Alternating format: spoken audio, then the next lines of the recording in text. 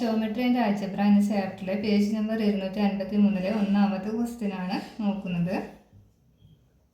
കേന്ദ്രം ആധാര ബിന്ദുവും ആരം 5 സെൻറ്റിമീറ്ററുമായ വൃത്തത്തിൻ്റെ സമവാക്യം കാണുക എന്നാണ് ചോദ്യം. അതായത് സെൻറ്ററായിട്ട് കേന്ദ്രമായിട്ട് നമുക്ക് ഒറിജിൻ അഥവാ ആധാര ബിന്ദുവാണ് തന്നിട്ടുള്ളത്. ഇത് പറഞ്ഞാൽ ഒറിജിൻ അഥവാ ആധാര ബിന്ദു പറഞ്ഞാൽ 0 0 അല്ലേ. ഇവിടെ നമുക്ക് റേഡിയസ് ആയിട്ട് 5 എന്ന് തന്നിട്ടുണ്ട്. 5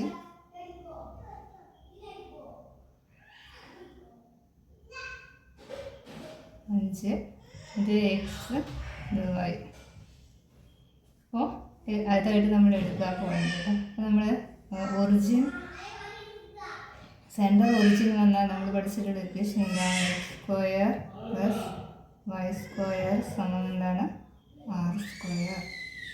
x² + y² സമം r. റേഡിയസ് എന്ന് പറഞ്ഞാൽ എന്താണ്? 5 5². അപ്പോൾ x² + y² സമം 5 × 5 25. അപ്പോൾ ഇതാണ് ഇക്വേഷൻ. x² + y² സമം 25. ഇനി പറഞ്ഞിട്ടുണ്ട് ഈ വൃത്തത്തിലെ 8 ബിന്ദുക്കളുടെ കോർഡിനേറ്റ് കണ്ടുപിടിക്കുകയാണ്, സൂചക സംഖ്യ കണ്ടുപിടിക്കുകയാണ്. അപ്പോൾ x² + y² സമം 25. അതായത് ഇങ്ങനെ വരുന്ന രണ്ട് സംഖ്യകൾ x² + y² എടുത്താൽ 25 കൂട്ടിയിട്ട് സ്ക്വയർ കണ്ട് കൂട്ടിയാൽ 25 കിട്ടുന്ന സംഖ്യകൾ ഏതായിരിക്കും? നമുക്ക് 3² + 4² സമം എന്താണ്? 3ൻ്റെ സ്ക്വയർ 9 + 4ൻ്റെ സ്ക്വയർ 16 സമം 25 അല്ലേ. നമുക്ക് ഇവിടെ എന്തെഴുതാം? 25 എഴുതാം. അപ്പോൾ രണ്ട് സംഖ്യ എന്ന് പറഞ്ഞാൽ ഏതാണ്? 3 4 അല്ലേ. നമുക്ക് ഇത് വെച്ചിട്ട് 8 പോയിൻ്റ് ഉണ്ടാക്കാം. 3 4 പോയിൻറ്റ്സ് ആയിട്ട് ഏതൊക്കെ വരും? 3 4 -3 4 3 -4 അല്ലേ. പിന്നെ -3 -4. ഇനി അടുത്തത് ഇത് x 3 4 y ആയിട്ട് എടുത്തു, y കോർഡിനേറ്റ് ആയിട്ട് എടുത്തു. ഇനി നമുക്ക് നേരെ 4 x കോർഡിനേറ്റും 3 y കോർഡിനേറ്റ് ആയിട്ട് എടുക്കാം. 4 3 -4 3 4 -3 -4 -3. അപ്പോൾ നമുക്ക് 8 പോയിൻ്റ് കിട്ടി. ഇതിൽ രണ്ടാമത്തെ ക്വസ്റ്റ്യൻ നോക്കാം കേട്ടോ. അപ്പോൾ ക്വസ്റ്റ്യൻ എന്താണ്? രണ്ടാമത്തെ ക്വസ്റ്റ്യൻ നിങ്ങൾ ടെക്സ്റ്റ് എടുത്തിട്ടൊന്ന് വായിക്കുക കേട്ടോ. 2 3 4 7 എന്ന് പറയണം. 2 3 4 7 ഈ ലൈൻ വ്യാസമായിട്ട് എന്താണ്? ഡയാമീറ്റർ ആയിട്ട് വൃത്തം വരക്കുന്നു എന്ന് പറഞ്ഞിട്ടുണ്ട്. ആദ്യത്തെ ചോദ്യം ഇതിൻ്റെ കേന്ദ്രം അഥവാ സെൻറ്റർ കണ്ടുപിടിക്കുക എന്നാണല്ലോ ഒന്നാമത്തെ ക്വസ്റ്റ്യൻ. ഇത് ഡയാമീറ്റർ ആണെങ്കിൽ നമ്മൾ ഇതിൻ്റെ സെൻറ്റർ കണ്ടുപിടിക്കാൻ എന്ത് ചെയ്താൽ മതി? ഇതിൻ്റെ മിഡ് പോയിൻ്റ് കണ്ടുപിടിച്ചാൽ മതി അല്ലേ. മിഡ് പോയിൻ്റ് കാണാൻ നമുക്കറിയാലോ x1 + x2/2 അല്ലേ. അപ്പോൾ ഇതിൽ x1 2 2 + 4/2 പിന്നെ 7 + 3/2 2 + 4 6/2 പിന്നെ 10/2. 6/2 എന്ന് പറഞ്ഞാൽ 3 10 2 5 3 5. നമുക്ക് ഇതിൻ്റെ സെൻറ്റർ കിട്ടിയ എത്രയാണ്? 3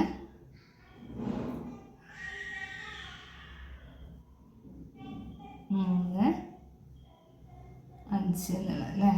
3 5 പിന്നെ സെൻറ്റർ കിട്ടി. ഇനി നമ്മുടെ രണ്ടാമത്തെ ക്വസ്റ്റ്യൻ ആയിട്ട് പറഞ്ഞിട്ടുള്ളത് ഇതിൻ്റെ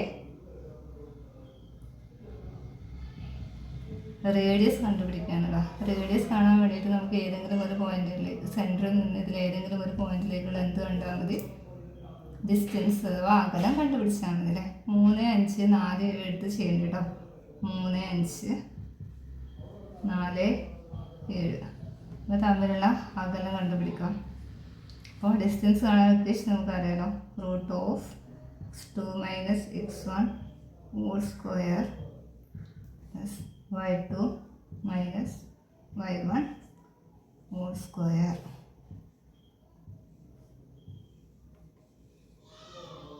x2 4 minus 3 whole square plus 7 minus 5 whole square.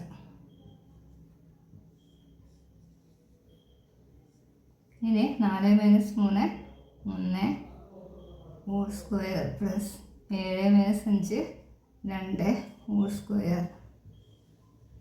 1ൻ്റെ സ്ക്വയർ 1, 2ൻ്റെ സ്ക്വയർ 4, 1 plus 4 അപ്പോൾ 5 റൂട്ട് 5. അപ്പോൾ റേഡിയസ് എന്ന് പറഞ്ഞാൽ എത്രയാണ്?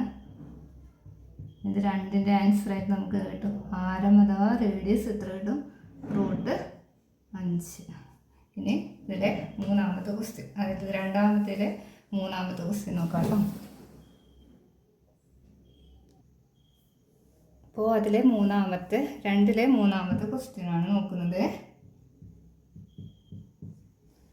അതിൻ്റെ സർക്കിളിൻ്റെ സമവാക്യം കണ്ടുപിടിക്കുക. വൃത്തത്തിൻ്റെ സമവാക്യം, ഇക്വേഷൻ ഓഫ് സർക്കിൾ കാണാനാണ് ചോദ്യം.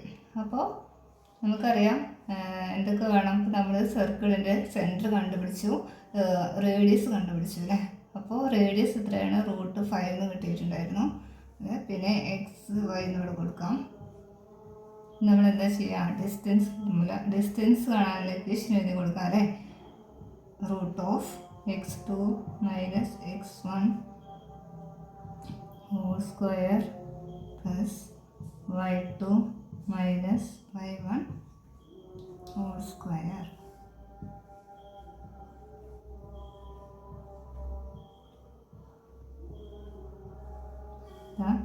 ഇനി നമുക്കിതിനെ x2 x minus 3 whole square plus y minus 5 whole square.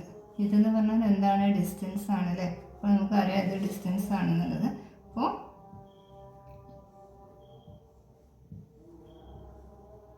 ഇതിന് ഈ ഡിസ്റ്റൻസ് പറഞ്ഞാൽ എന്തായിരിക്കും? 6 ആണല്ലേ. റേഡിയസ് ആണ്. അപ്പോൾ നമുക്കിവിടെ 6 എന്ന് കൊടുക്കാം. അതായത് ഇതുവരെക്കുള്ള ഡിസ്റ്റൻസ് ആയിട്ട് എന്താണ്? 6. അപ്പോൾ നമുക്കിത് റൂട്ടിലാണ്. റൂട്ടിൽ നിന്ന് ഒഴിവാക്കാൻ വേണ്ടിയിട്ട് ഈ 6നെ r² ആക്കി മാറ്റാം. അപ്പോൾ x minus 3 whole square plus y minus 5 whole square സമം നമുക്ക് എന്ത് എഴുതാം? റൂട്ട് മാറ്റാൻ വേണ്ടിയിട്ട് r² എന്ന് കൊടുക്കും. 6നെ r² ആക്കി മാറ്റാം. ഇവിടെ സ്ക്വയർ കൊടുത്താൽ എന്താ ചെയ്യാൻ പറ്റും? ഈ റൂട്ടിനെ ഒഴിവാക്കാൻ പറ്റും. അങ്ങനെ എഴുതിയതിന് ശേഷം ഇത് a minus b whole square എന്നുള്ള ഫോമിലാണല്ലേ. a minus b whole square എന്നുള്ള ഫോമിൽ വന്നാൽ നമ്മൾ പഠിച്ചിട്ടുണ്ട് എന്താണ്? a² 2 into a into minus b minus 2ab plus എന്തായിരിക്കും? b² അല്ലേ. അപ്പോൾ ഇനി നമുക്കിതിനെ ഒന്ന് a minus b whole square ഫോമിലേക്ക് x minus 3 whole square ഒന്ന് മാറ്റി എഴുതാം. x minus 3 whole square എന്ന് പറഞ്ഞാൽ x² minus 2 into x into minus 3 അല്ലേ. minus 6 rx plus 3² 9. പിന്നെ y minus 5 whole square ഒന്ന് മാറ്റി എഴുതാം. y minus 5 whole square y² minus i2 5 2 10 minus 10y into y എഴുതണം ചെയ്യണം. അപ്പോൾ പ്ലസ് 5ൻ്റെ സ്ക്വയർ 25. ഇനി ഇതെല്ലാം കൂടി ഒരു ഇതിലേക്ക് മാറ്റി കൊടുക്കാം. അതായത് ഈ ഇതിലേക്ക് ഇക്വേഷനിലേക്ക് ഇത് കൊടുക്കുകയാണേ. അപ്പോൾ എന്ത് വരും? x² എന്ന് വരും അല്ലേ. x² മൈനസ് ആണ് minus rx plus 9 plus y² minus 10y plus 25 സമം എന്തുണ്ട് ഇവിടെ r². r പറഞ്ഞിട്ട് എത്രയാണ് √5. അതിൻ്റെ സ്ക്വയർ √5² കൊടുക്കും. ഇനി x² അപ്പോൾ ഒന്നുകൂടെ x² minus rx minus rx plus y² ഉണ്ടല്ലേ, പ്ലസ് y², പിന്നെ ഒരു -10y, പിന്നെ ഒരു 9 25. അപ്പോൾ രണ്ടും കൂടെ ആഡ് ചെയ്യുമ്പോൾ പ്ലസ് 34. 5ൻ്റെ സ്ക്വയർ എന്താണ് √5ൻ്റെ സ്ക്വയർ 5 തന്നെ, 5 ഇത് കിട്ടും. ഇനി നമ്മൾ ഒന്നും കൂടെ മാറ്റി എഴുതുമ്പോൾ x² നമുക്ക് വേണമെങ്കിൽ x² കഴിഞ്ഞിട്ട് പ്ലസ് y² കൊടുക്കാം. ഇനി ഇങ്ങനെ ചെയ്താലും കുഴപ്പമില്ല. അങ്ങനെയാണെങ്കിൽ y² കൊടുക്കാം. Minus rx minus 10y 34 minus 5 അല്ലേ, 34 ഇവിടെ പ്ലസ് 34. ഇത് പ്ലസ് 5 ഇത് സമത്തിന് ഇങ്ങോട്ട് വരുമ്പോൾ -5. നമുക്കിതിനെ ഒന്നുകൂടെ മാറ്റി എഴുതുമ്പോൾ x² y² minus rx minus 10y 34 minus 5 അല്ലേ. അപ്പോൾ 34 മൈനസ് 5 പ്ലസ് 29 സമം 0 എന്ന് കിട്ടും. ഇതാണ് ഈ വൃത്തത്തിൻ്റെ സമവാക്യം കേട്ടോ. അപ്പോൾ എല്ലാവർക്കും ക്ലാസ് കണ്ടിട്ട് ക്ലാസ് കാണാൻ പറ്റുകയാണെങ്കിൽ കേട്ടോ. അപ്പോൾ നിങ്ങളൊന്ന് ചാനലൊന്ന് സപ്പോർട്ട് ചെയ്യുക, സബ്സ്ക്രൈബ് ചെയ്യുക, നിങ്ങളുടെ ഫ്രണ്ട്സിനൊക്കെ ഒന്ന് ഷെയർ ചെയ്ത് കൊടുക്കുക കേട്ടോ.